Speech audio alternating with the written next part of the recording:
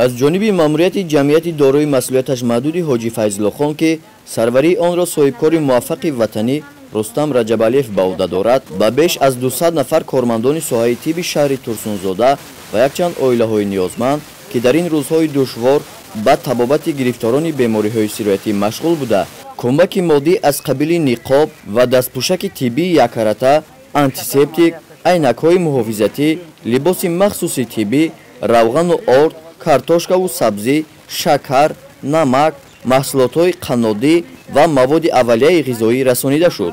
وارثان سینا برای احسان جوانمردانه این مرد احسانکار دعای خیر نمودند. امروز پیوسته با غمخوری پیشوای ملت ماموریت جدی ملت حاجی فیض‌الله تصمیم گرفته است که با یک قطار طبیبان بیمارخانه مرکز 1، بیمارخانه مرکز 2، کاتس، دزینفکسیا، سانیپیدمیولوژی، مرکز یاری تحلیل طبی و یک قطار عائله‌های کمبیزاد نزدیک با 200 نفر کمک اولی درجه از قبیل آرد، روغن، شکر، صابون داده شد. قابل ذکر است که امروزها با مقصد سهمگذاری در سمت پیشگیری پهنشوی بیماری کرونا ویروس و رساندن خیر و سخا به نیازمندان صاحبکاران شهر ترسونزاده کمر همت بستند. من امروز از جانب صاحبکاران شهر ترسونزاده و کارمندان بیمارخانه رقم 2 شهر ترسونزاده برای نگاهبین بیماران کمک مادی رسانیده شد. ما از آنها میندار هستیم. ما مینداری خود را به مقامات شهر ترسونزاده و صاحبکاران میرسانیم.